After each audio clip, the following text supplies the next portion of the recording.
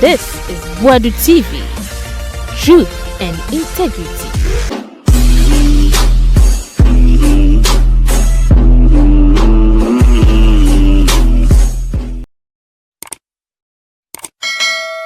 Ozema munyina kwa Boadu TV so bi na yebese say o first time I hwe na won subscribe ya na sisi a wa subscribe my channel na like video ja comment comment section no emu dia ma yeda sepa. Now yentinsimu ewo Cheddar Cheddar catch na waye the first digital manifesto launch or the 12 pillars esi ho se eno no de babebo ma Ghana asesa agriculture reserve ni ho kono bae o se obabehwe no aboye pa na ne hihye ya wo de gu akwemu no. There's no need for industrialization, there's no need for 24-hour economy, there's no need so be gina ho promise enyome wo hadada no ene ye ne aye ne yi ti setete for kwa men command star ni bi no na aboye o se oba yanka se yebetwa yesika ye betwa sika wa Ghana ye nko UK ne ho ayen ko twa na ensan so sika ne ngu ka mu ma plane mu ma ne ensan moka ohun ye ko twa sika na ensan de sika kwa ko tuaka brother o se betwa sika wa hanti Ghana bede. Alright, ye ko ti 12 pillars Cheddar ye this was say or the baba boa Ghana say Ghana for a chabamana. So you just saw Western region. It's one of my favorite regions. I believe that this region is going to become the Texas of Africa. This is where we are going to have the most industrial plants with the most minerals, the most agro products to be processed, and is right next to the coast. We can supply Africa and even supply the world. We have to take the Western region very serious. 420 something billion, it's something for us to take very serious, because one is going to create all the jobs in the western side and even bring people from other parts of Ghana.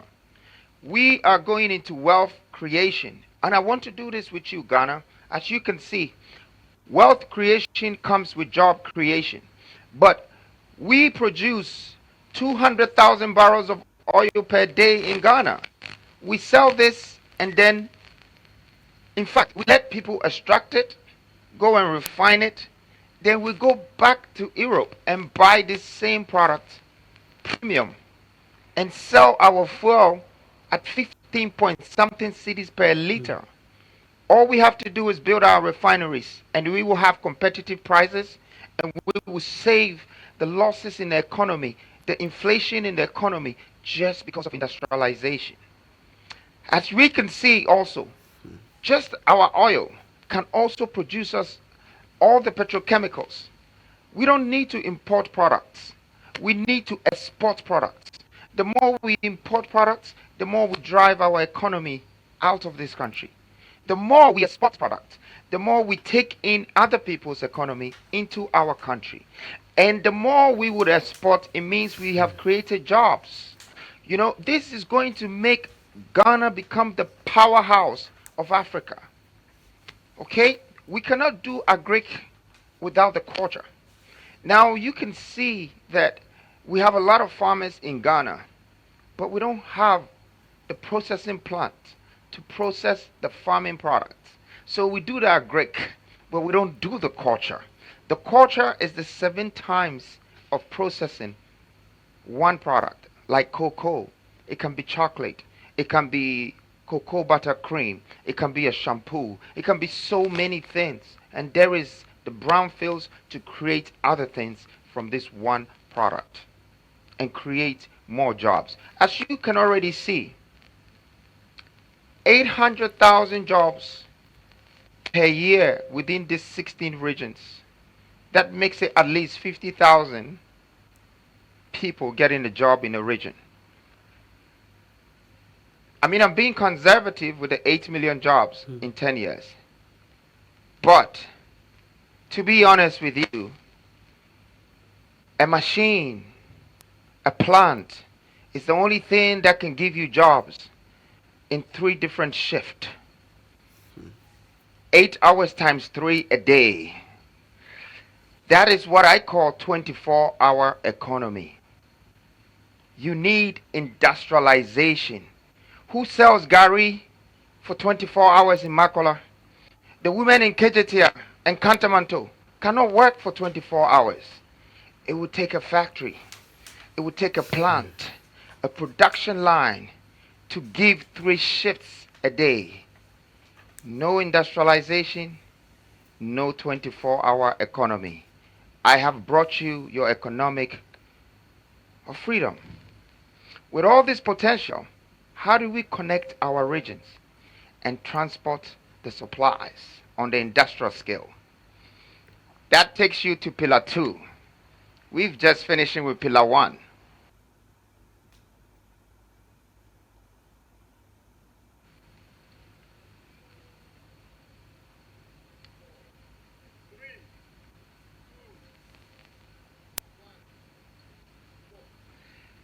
Well, we have just finished with Pillar 1, and I would like to introduce you to Pillar 2. I want a nation to give me this moment and pay me this attention, because this is truly a vision, a policy, a developmental agenda, and with or without me, it must be applied. So let's go to Pillar 2. Pillar 2 is the water transportation and interregional railway connectivity. This is Ghana's first water transportation. Now, as you can see, in the olden days, our fathers really had respect for these natural resources that we came to meet. But today, we don't have value for it anymore. We have to remember everything that we eat from on this land is grown by the water on this land. And there are so many regions that we can connect to by connecting the water. So let me tell you my vision about the water connectivity infrastructure. Now, one thing that I can see in this country, Lake Volta is the largest man-made lake in the world. Why are people not visiting Ghana to view Lake Volta? In fact, what have we done with Lake Volta? I mean, you have billions of dollars sitting in Lake Volta. Maybe we'll talk about it later. But our national grid of water transport, it's something that we should look at. When we look at maybe even going here and pointing to some of these things you're seeing here, okay? And I know this brings us to the moment of the sea coming to Kumasi. But as you can see, this is Cape Coast right here. And this is the Gulf of Guinea. So I can enlarge it for you to see.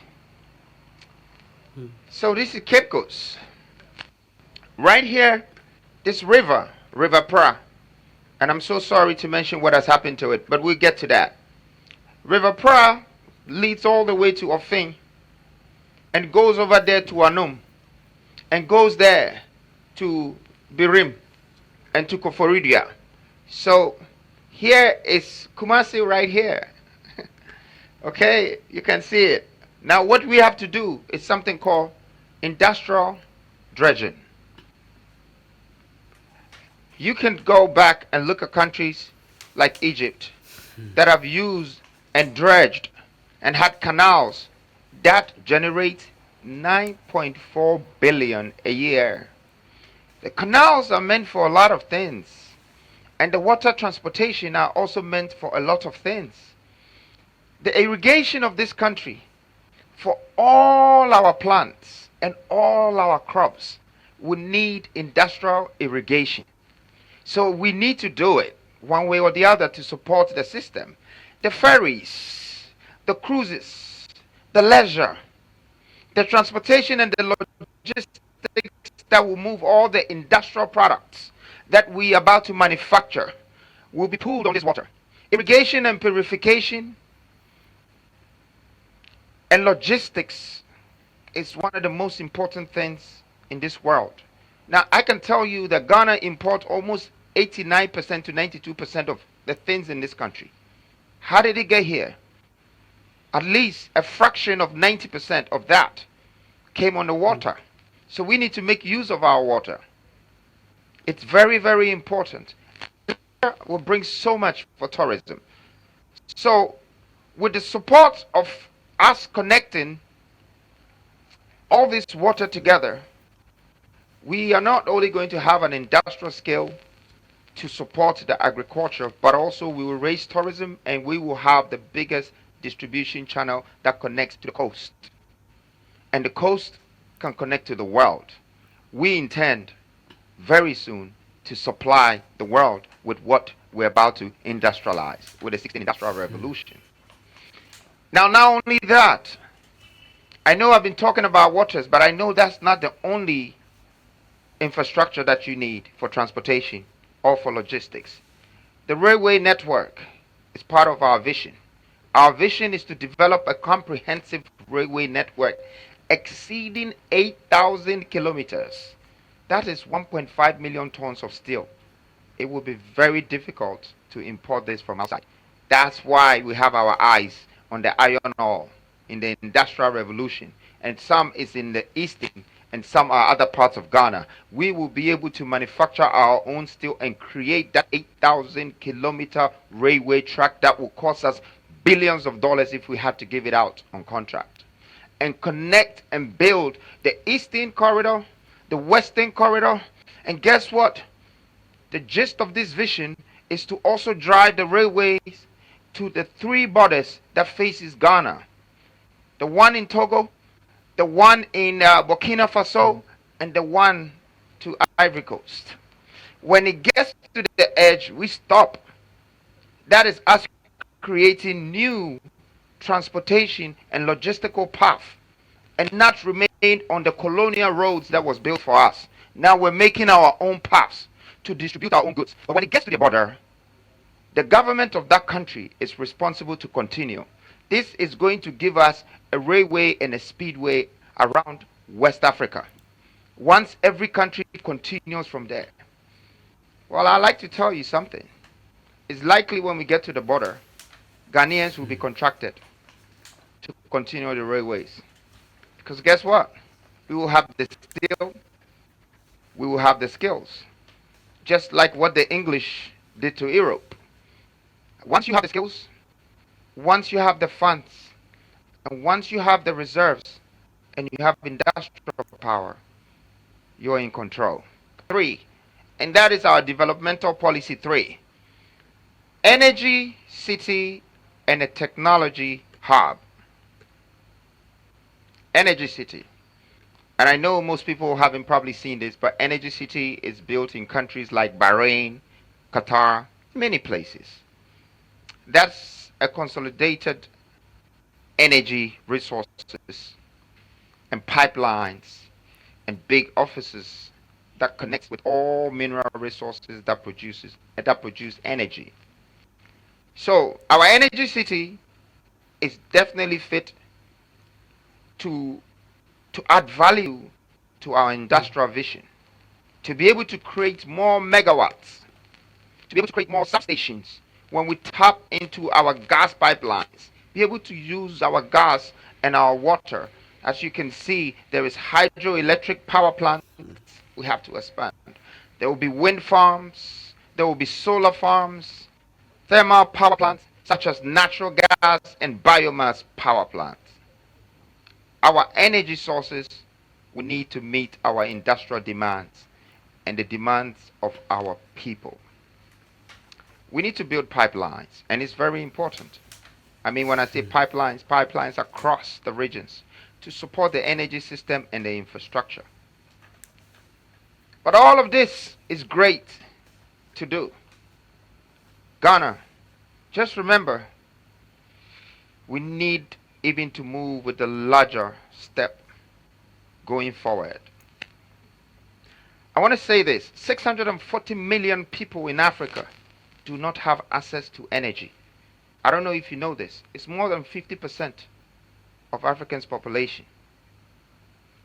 Well, let me use this opportunity to introduce a division idea behind this policy or this vision, and that is introducing the nuclear power plant in this country.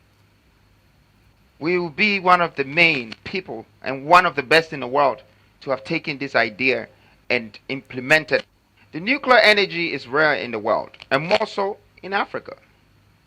But we have a chance to establish international relationships. We also have the chance to now trade uranium with Niger and Namibia. That's connecting already to be able to build this. We will position ourselves as the heart of Africa. Nuclear power plants does not only reduce the cost per kilowatt, but it just makes electricity affordable, visible, accessible. We need this because they have it, but we don't. And we are struggling. More than 50% of us, we still don't have light in 2024 when we have uranium sitting. No energy, no technology. But technology is a must. Ghana needs a technology hub. And that's why we've combined technology hub with the energy city.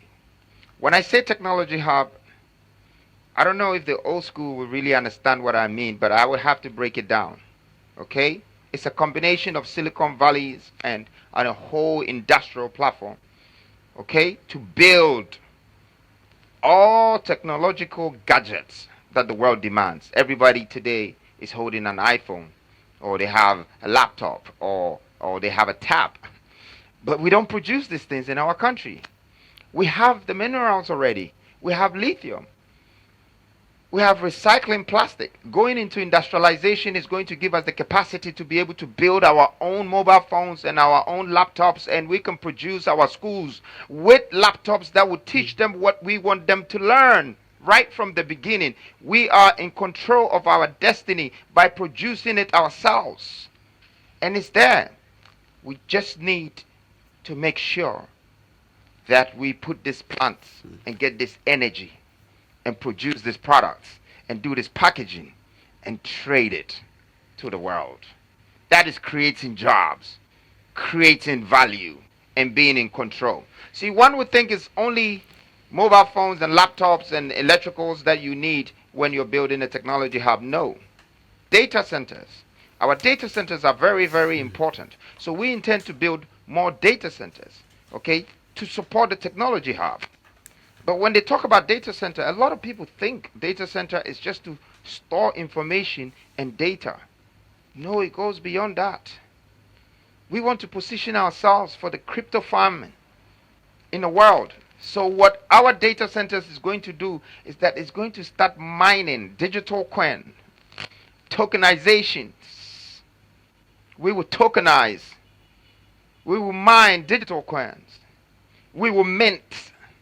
And I know the young people, the youth understand where I'm going with that because they know they're the future. This is the future of finance.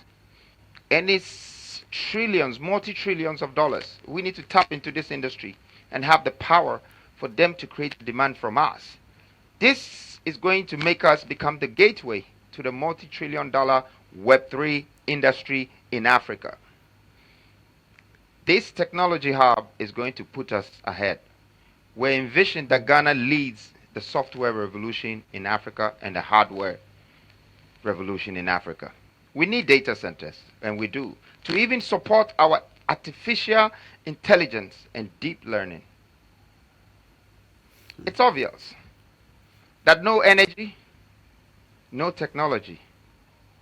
That said, without industrialization, there will be no digitization. It is impossible. Hashtag, it is impossible. No industrialization, no digitization. Let me take you to Pillar 4. I know you're with me. And Pillar 4 is one of my favorite pillars. You see, we have been talking about all these great things and all these developments and all this wealth building and all of this job creation. But there's one thing that I learned from our ancestors. You know, when I was learning from how the other people governed this world, the likes of the Egyptians and the King Solomons and the Mansa Musas and all the Americas and Europeans, they took one thing seriously. The Africans are not taking it serious. And that is reserves, reserves, reserves.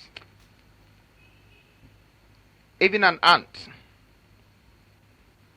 stores food. You need to store things. You need to have reserves. We are a nation of 33 million people. What have we prepared for our future? Where is our oil reserves? Where is our gold reserves? I mean, up until recently, we had only 7 tons in our central bank. And this information is public information. Up until recently. I don't know if it's really gotten to 14 now, because the last time they needed more tons just to borrow money. But that's all. And you have the likes of multinational companies like the Goldfields, and they have moved 300s of tons from this country, and we can only have 7 tons as our reserves. Why is Qatar keeping 500 tons as reserves? Why does England have 3,000 something just gold reserves? Why? I mean, what is it going to cost us to build our own hard rock mining? To go for the target, I want to take that first 200 tons as reserves in this country. I will do whatever it takes, because I already have the gold on the ground. And we, as the new force, as the new generational leaders who are thinking with vision, we would make sure that we create that reserves for gold, and fund or money will not be a problem. But not only that do you need in reserves, not just gold or not just oil. Some of the biggest things in this world, you'll be surprised, is the food we eat every day. It's the basic necessity. And if you can have that, you have the opportunity and the power to feed the world. So we intend to build the biggest seedling bank and have food security for 100 years. It's called agro reserves. That's what we need. We would nurture this. We would actually feed this. And we are going to have food for a good 100 years. Reserves. The farmers will buy from us. If Ivory Coast run out of cocoa, they will buy from us. If India needs food, they will buy from us. This will make us like Joseph, feeding the 7 years of famine, because we have kept the reserves. There are minerals that we can keep reserves. There is copper, there is iron, there is bauxite. All we have to do is keep extracting, keep creating the jobs with the people, and letting them have the chance to be able to bring these things out of the ground and keep it as reserves. Whenever you refine any of this or you plant any of this, the value can be from times 5 to 10 or 15. It quadruples, it triples, it multiplies. Well, I've been talking about food, I've been talking about gold reserves, I've been talking about food reserves. All these reserves, it's for the state. It's for the nation. This is what I call Agyapade3, the real Agyapade3. Because you need an equity of what belongs to you. As one, we have to have a share of whatever that is on our grounds. We have to get jobs from it. We have to create wealth out of it. And we have to get the skill set out of what belongs to us. It's on our ground. We are the landlords of Ghana. It should be shared among us equally. But with all the reserves, there's one thing that I would like to add. And I know we probably never thought of it. But why do we buy money? Why do we have to go to England or go to Switzerland, to Delarue, to print our money And after we fly or ship the money before we have money. What happened to the industrial power that we're creating now? We are going to print money at home. We don't need to go to England or America to print money. We don't need to go anywhere else to go and buy food and bring it here. We don't need to pay 7 times the taxes of whatever that is already in our country and someone has just packaged it. We go and buy it for premium price and bring it back here. That stops because we are going to create it here. Now that we have more reserves, and have even cash reserves, what is next? Fellow Ghanaians, I like to say this. Pillar 5, it's from the bottom of my heart. And this, even when we are not here, this should take us through the centuries. This should not make you just remember me. This should make you know that when I'm not here, my absence will be felt. Because I have found a way to take you back to Susu, where you came from.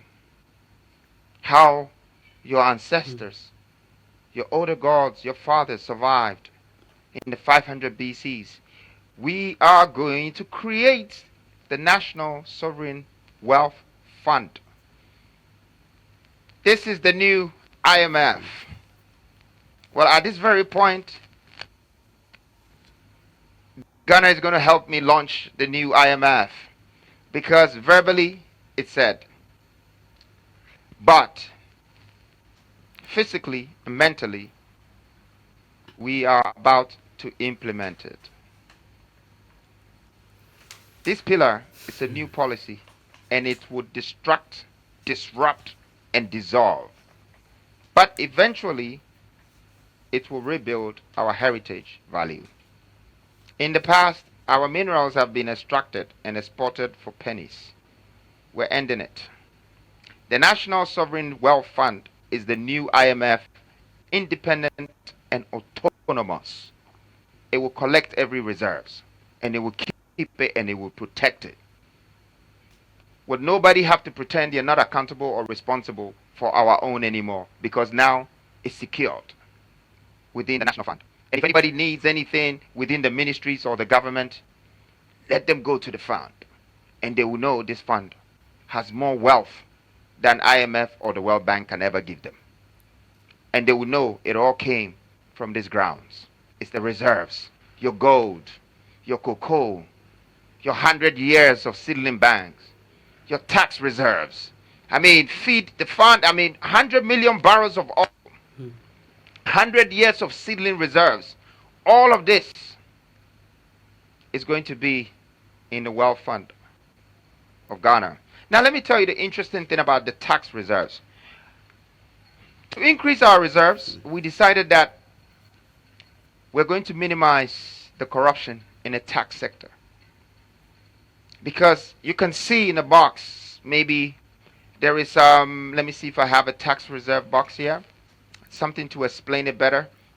But you can see that we have almost 45% of royalties, of taxes, of many things that we collect. And yet, we don't see that value. What we are saying now is that we simply are going to take 30% of all gold extracted, all minerals extracted as income tax, no royalties, nothing. 30% of everything extracted from the multinationals, and it goes directly into our reserves. And that's where we quadruple the value. We multiply the value. So our taxes, one, is not going to go missing again. But two, is going to be in the form of raw material. And three, our industrial platforms will quadruple that. We need the reserves. That determines how rich we are, how wealthy we are in a country. And for me, we have found something good for Ghana. I hope the African countries can take this blueprint as well and start making sure that they have their own reserve banks, just like all the first-class countries in this world. They have reserves. That being said, I'd like to take you to pillar 6. I think this is my favorite.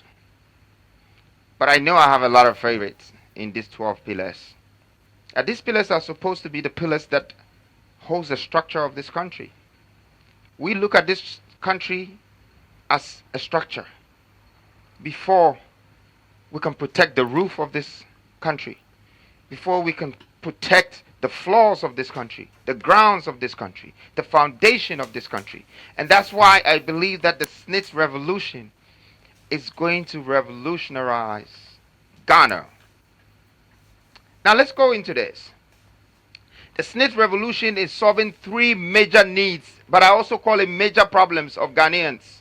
And that's health, education, and accommodation.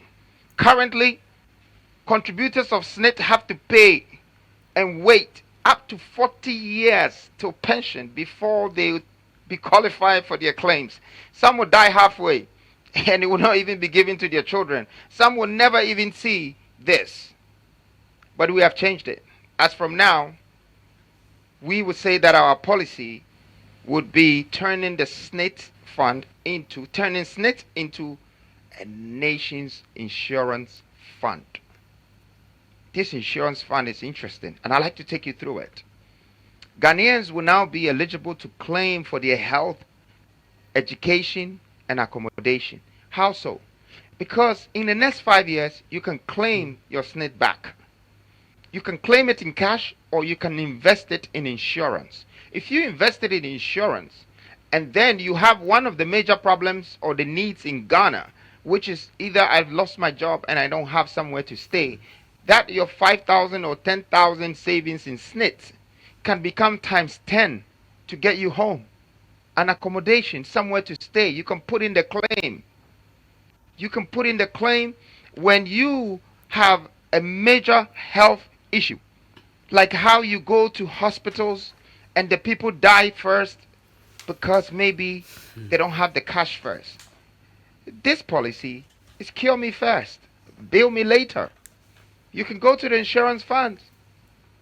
We're not going to let people in the country be homeless and fall out on the street because they have no jobs. Your SNIT fund is supposed to be able to become the insurer that will get you that home. And this is what is going to happen. Once we do all of this, we're going to create a fund. This fund will guarantee payments for investors. So I'm a developer. I will be interested if I know that 100,000 Ghanaians will rent homes from me, as long as there is a claim and guarantee payment. So it makes sense for me to put a feasibility study together for whatever investment partners and do that development, because it turns around. It's also going to attract, investors in the hospital area. It's going to attract even educational facilities. It will bring all of that together. I know that this next revolution might be stepping on some conditions that already exist. But sometimes we need to change our clothes when they're too old or when it's dirty. We just need to move on. It's another day. And so let's change it and let's move on. Now, pillar 7. I know I've been saying all of this, but it say if you want to educate a nation, you educate the woman of that nation, and it will transcend, it will go down further. We believe that education in this country needs to be tweaked, changed, make it adaptable to our culture. And that's why pillar 7 introduces to you industrification. It's industrialization with education coming together. We coined this word by merging industrialization and education. Why do we continue to use a curricula and a syllabus that are over a century old? And why is it talking about Europe and America? Why can't you study about your ground? Why don't you know about how to dig your gold? Why does it have to take somebody to come from outside to find where your gold is? Why do you have to give your cocoa to someone before he turns it to chocolate for you? What happened? What happened to you knowing about your sea, that you have oil in there and it can create petrol for you? We need to educate Ghanaian children about Ghanaian values, culture, minerals. The minerals and how it gets processed, and agriculture and the values that can come out of it, the power of supply and distribution. We need to de-westernize the curriculum. And that's exactly what we're doing. We need to build an industrial mindset, very important.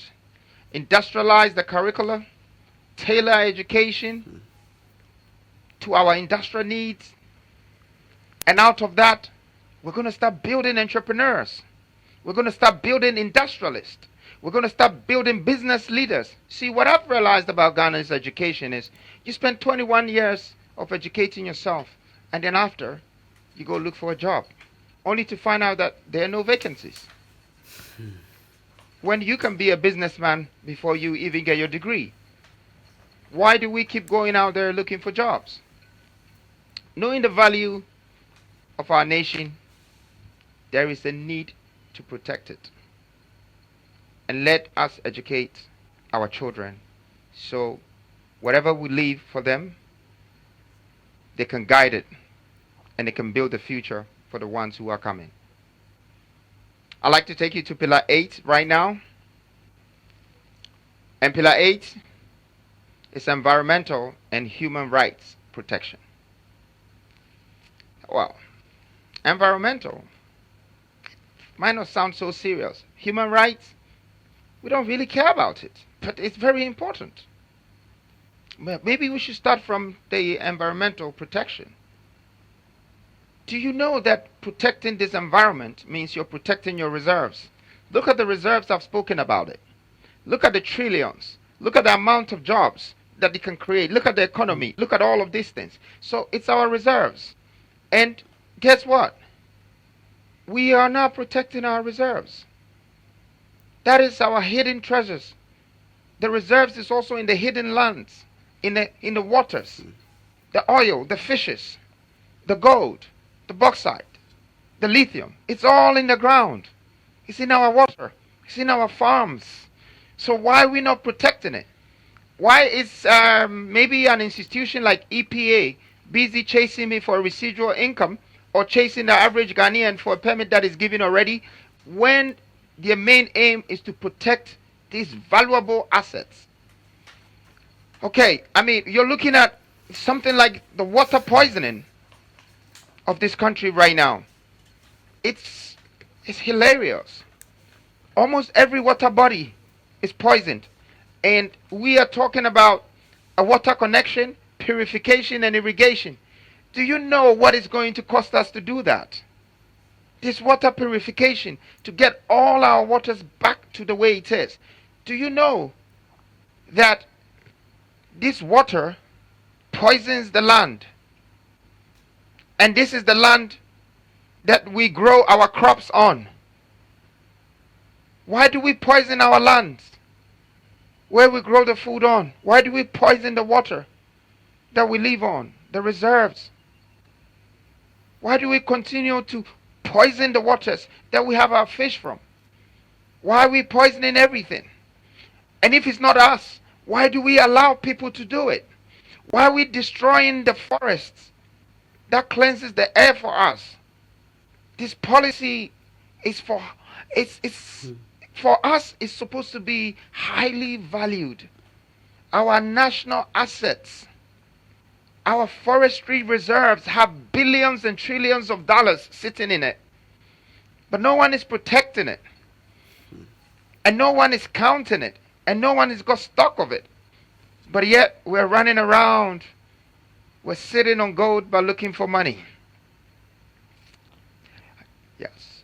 And when you look at all of these things that I've said, you see there is the Forestry Commission, there is the Land Commission, there's all these commissions that can collect commissions.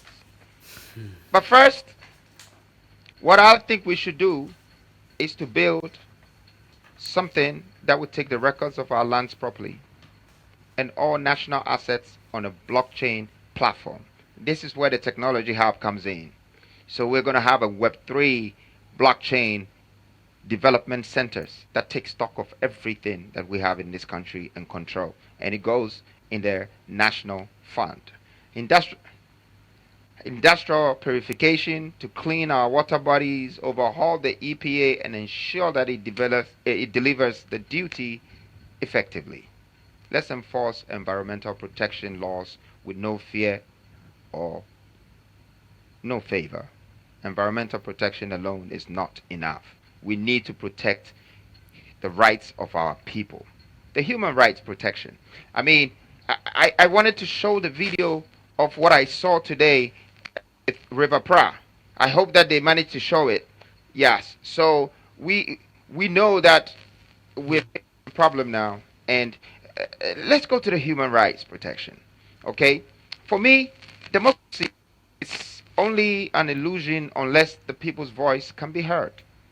But why have we disenfranchised millions of young people for so long? Why? Why have we stifled their voices? Let's allow the young people to vote. Let's allow them to have a voice. Let's remember that we've lived more than half of our future, or we have already outlived our future, and let's prepare the grounds for the young people. Let their voice be heard. Let them be a part. Use the appropriate institutions to educate young people about their voting rights. That's democracy. It's their voting rights, their human right. The voter registration must be open and accessible so long as a citizen turns 18. Let's not take this right from them. And then also, let's protect our journalists. By any means possible, this is freedom press. Let's ensure that there is press freedom in the country. Encourage the citizens' journalism also to deal with facts, but also protect them so they can speak and their voice can be heard. Let's make greater leaps towards aligning Ghana with Universal Declaration of Human Rights for the protection of all men, women, and children. This is to allow every single Ghanaian citizen to be valued, treated with dignity and respect. I call this equality. Give people fair trials by incentivizing pro bono lawyers for the underprivileged so their cases can be dealt with. We have had lawyers as presidents, but we live under a virtual dictatorship. The end is now. 12 ministries. Apostolic governance, it's a title, it's some title right here, but it's the 12 ministries. They say less is more. Our government will be the leanest, most efficient in the history of African politics. We present to you the apostolic governance, 1 president, 12 ministers. Create a lean government that will be responsible for the 12 pillars. Now let me start. I'm going to press this, like when you go into one of this, maybe we can press one of them, and let's pick one. I'll take you through a few of the ministerial mandates, because I think it's very important that you know what they have to do. So we start with Ministry of Finance. Over the years, there has been a lot of judgment debts, a lot of salary shortage, a lot of paying and paying and paying without returns. We realize that, not to put blames on anyone, that the Ministry of Finance is struggling. So our mandate is to make the Ministry of Finance become an investor and a developer for the nation building. It should be their responsibility. They should be accountable for it. We want them to be able to go to the sovereign fund, the IMF, and ask for 10 billion for a project that would be supervised, monitored, controlled by us. Our investment going into industrial, going into commercial, going into retail, we should be a part of it, and we should control it. And there should be returns. We should not just use our Ministry of Finance for spending. We should use our Ministry of Finance for investment. We have to purchase for right purposes that brings returns. The returns that will pay the salary of the workers of this country. And that's how it should circulate, just to stabilize our economy. I can pick maybe trade as well. Well, trade, it's been like a dormant ministry for me over the past decade. And the mandate for trade is to make Ghana one of the biggest African exporters. The aim of having all of these 16 industrial regional industrial revolution and having a development in minerals and agro processing and packaging and food and this and that is to be able to trade. Now let's think about AFTA. AFTA is a big project. That's 54 countries of Africa have registered with AFTA. What were they thinking? They don't have the resources. They don't have the products to distribute among these 54 countries. Where was the product going to come from? Were we going to import it? Or somebody else was going to come and put these plants in this country and trade in Africa? Ghana stands to be the flagship, the star, the black star of Africa that will have the power of distribution. They have the waters connected to the coast that can just distribute regionally and continentally. And we feed in that gap for AFTA. It's a great opportunity for us. We should look at Ministry of Agriculture. The mandate for Ministry of Agriculture is to establish the National Seedling Bank. And an industrial irrigation systems to support it. But we have the National Seedling Bank. Like we already said in the reserves, we will have a century of food guaranteed for us. And it would be the mandate of Ministry of Agriculture to see to it that it's being monitored, supervised, managed, controlled, and for the public and the citizens of Ghana to get jobs out of this mandate. For the citizens of Ghana to create wealth out of this mandate. But that's what I believe the ministries should be doing. For these 12 apostles should make sure the pillars don't break. Because these pillars is going to hold this nation for the next 500 years until greater minds will come together and enhance it again. I mean, we can go through some of the ministries, more of it, and just share the mandate of our policies. But of course, we're going to make sure that there would be the digital copies, that it would go to millions of people as well. But the mandate of maybe a Ministry of Interior to secure the right salary and structures and benefits for security service, like police, fire service, prisoners, or prison officers, immigration officers. I mean, if we want to minimize corruption, the first thing we need to think about is to give value back to our people. Once they have value, the right salary, there is no way they would like to take pure water for bribe. But we just need to give value to our people. And we need the Ministry of Interior to have this mandate and take it serious, that we're moving from the low income world that we live to the middle income world. Creating and putting the right structures in place for everybody to get the fair share of salary and build the economy right. Don't forget, taxes will also help the country. The more jobs we create, the more value we bring. And so that's Ministry of Interior. Maybe I should take you through one or two, but I still have 3 pillars to take you through.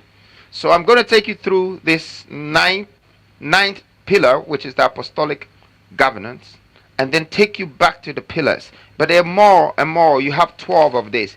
We are here to build an army of dedicated Ghanaians who will manage this great nation.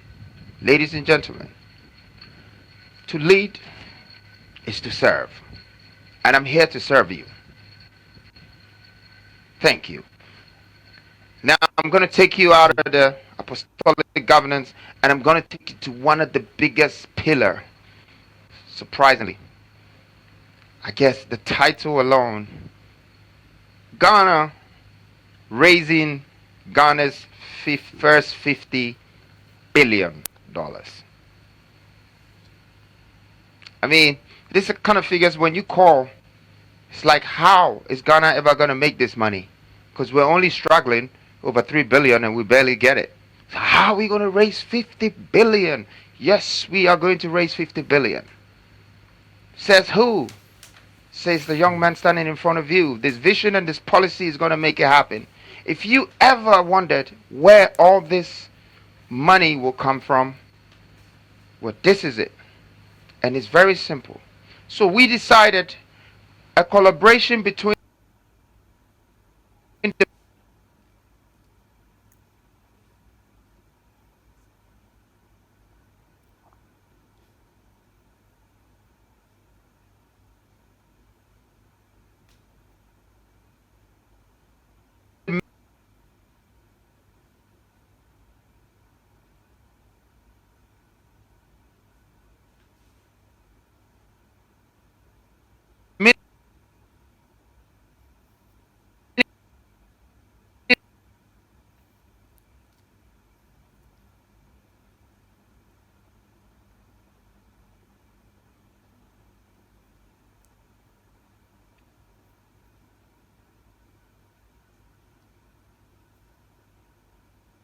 Ministry of Foreign Affairs come to services of this country and create a citizenship package to monetize Ghanaian citizenship only in this country, but they will also want to be a part of Ghana's legacy.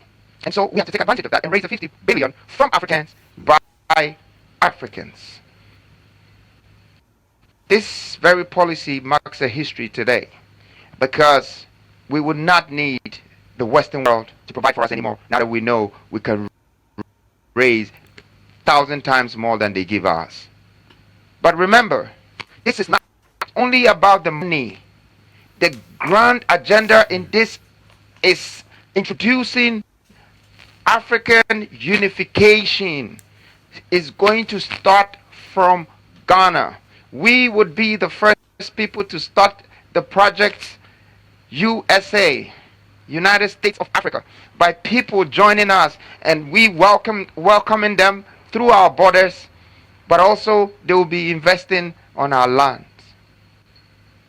See, we're about to initiate a borderless continent, and trade will come through, investment will come through. Our neighboring countries will join us. We're about to join hands. We're about to have an entangled economy that cannot be broken anymore, that cannot be separated anymore. See, we have been regionally separated by borders, and internally we have been separated by tribes. Once now you have the water connecting, we're coming together by tribes. Once now we have the borderless continent, we're coming together by countries. This is about to end. We are going to import our talents and skills from across Africa. Everywhere. In fact, Niger, I know you're watching me, Nigeria. We are coming for you. I know, just you, Nigeria, if I decide that 1 million of you should invest in my country passport, you will bring the money in 5 days to Ghana. You would give us 50 billion more, and I promise you we will trade with you in gold, in oil, and we will make ourselves become successful because we're going to raise this capital amongst ourselves. So remember, when I come to power, I will be the first one to invite these Africans to truly become a part of Ghana as African and raise this 50 billion. But guess what? There's a phase 2 of this money raising, and it's a grand invitation of people of African descent. History will tell the rest. Now we either move forward together or we stand still, separated. And it's one of my favorite pillars. The 10th pillar. It's just a great news for us, Ghana. It's just a great news. We found a solution. Now let's go to pillar 11. Pillar 11 is interesting also, and it's national security and data protection. I mean, we have national security, but we should remember this. Data is the new blood, and we must secure it. We need the data. That's why we're building the data centers. That's why we're minting. That's why we're building the blockchain and the Web3. The Web3 to store the data and information of this continent. Our aim is to build Ghana's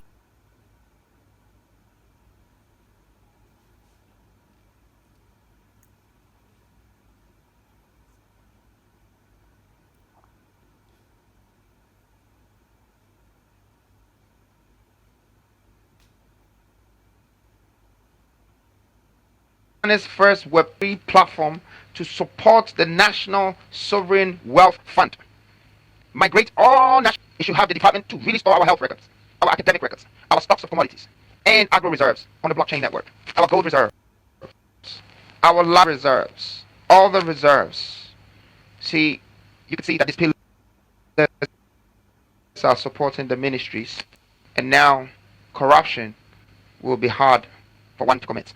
Because we're creating wealth, creating jobs amongst ourselves, and we don't need to rob ourselves anymore. But we need to have these platforms to support our stocks and our records. See, we have to make the government transactions, data and information transparent. This system is going to make it impossible to edit. You can't enter again. If we have 10 million ounces of gold, we have 10 million ounces of gold. If it's reserves, no one can change it. You can't edit it. We have to make this a national data and information base that is also publicly accessible. That is the free country that we want to live, with such an economic freedom. That's what we need.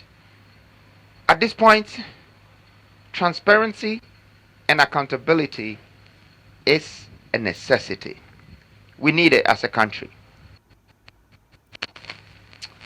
Now, if the government wants to know you, or the government wants to know about you, then you must know about the government. And that's what this, our new Ghana, is going to do for us. Transparency.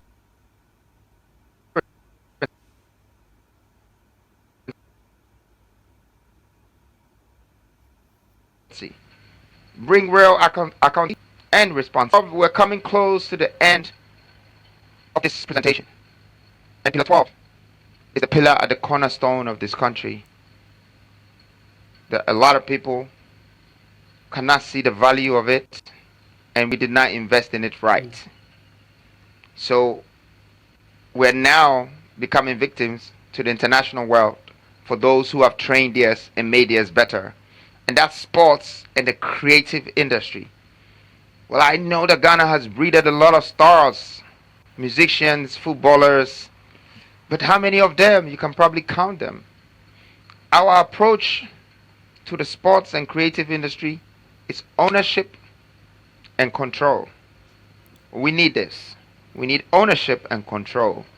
We have to own the academies, own the music catalogs, and own the distribution power.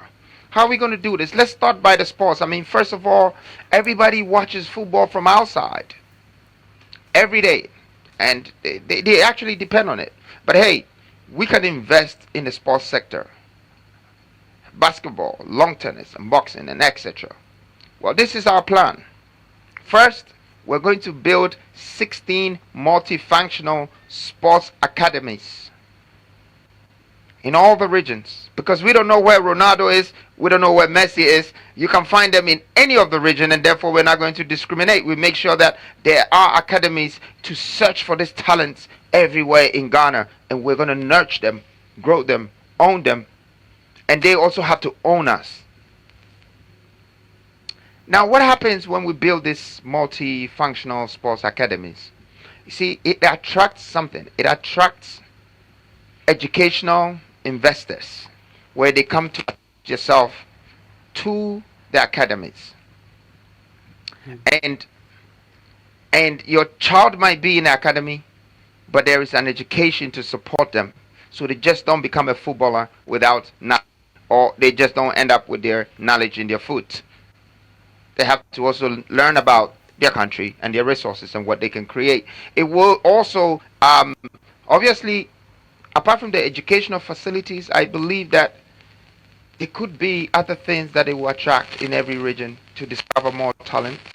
But the point is, we're trying to breed athletes, world-class stars, because they contribute to our economy. One artist can bring billions home in value through endorsement and many things, but we have to start nurturing them now.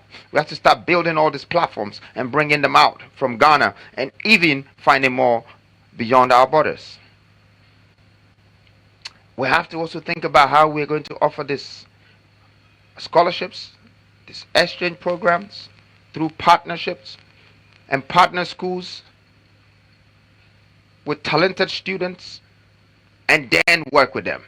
So that's for me with sports. Although I don't spend too much time for sports, I know that it has a future in Ghana especially. But let's go to entertainment. Entertainment for me is very interesting. You know, we have the likes of some of the greatest artists coming from this country, you know, and we go way back from Osibi says, when they made it to the international platform, but we couldn't protect or secure the royalties because we didn't even build the machine. Today, the New Falls have decided to build the right machine for pushing the Publishing Act that protects the IP of our content creators.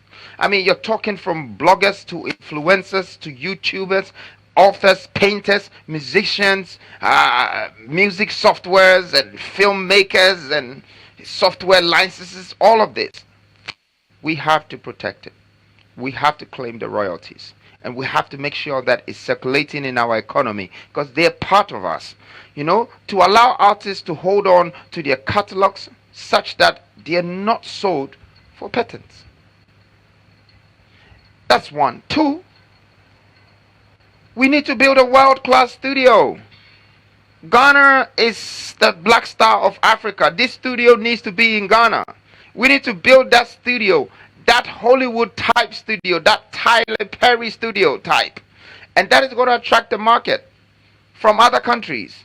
It's going to boost tourism. It's going to bring people from South Africa, Nigeria, England, Europe, America to come here and make their movies and do their production.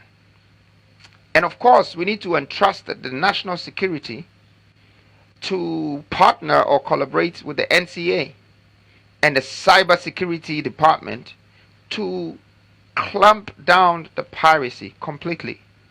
That's the biggest corruption in this area.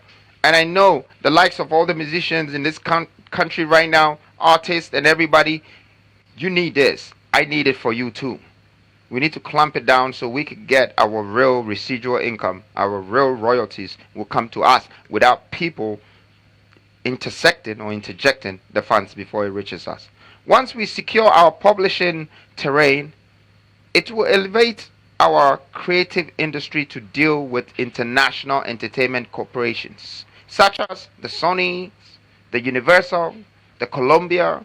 You know, we need to partner with them. The iTunes to distribute songs, all the international giants. And talking about creative industry, we can't talk about creative industry without talking about fashion and arts. Now, fashion is important. The way you dress is the way you are dressed. But hey, we have to create a world-class art gallery for the African art and culture. And this comes together. It comes together with the people. You know, you have to mix the two. Create the pattern, the plants, and the production. When I say pattern, I mean you have to understand what fashion is when you go from coton to textile to yard and to the pattern before you bring the shirt or the clothes. And then you have to be able to have industrial power to do more production, excessive production and distribute. This is where I think with our fashion industry need to go. You know, having power of production and power of distribution by using the cotton right and get the shirts out. This final pillar shall be managed, monitored and evaluated by the Ministry of Tourism. I'm now bringing you to the end of my presentation, and I stand for three different things. So is the new force. It's equity, equality, and empowerment. Every individual deserves the opportunity to thrive, regardless of their background, gender, or circumstance. We are here to foster a society where every voice from different abled, to the underprivileged. Everybody have to be heard. Where every talent is nurtured and every dream has to have a chance to become a reality. This is our commitment, the new force, to create a new Ghana where equity, equality, and empowerment are the norms, paving the way for a country that is forward, that is inclusive, just and truly a transformation. Let us move forward together. And with this vision, united in our resolve to build a brighter future, a more equitable future for all, for one Ghana, one people,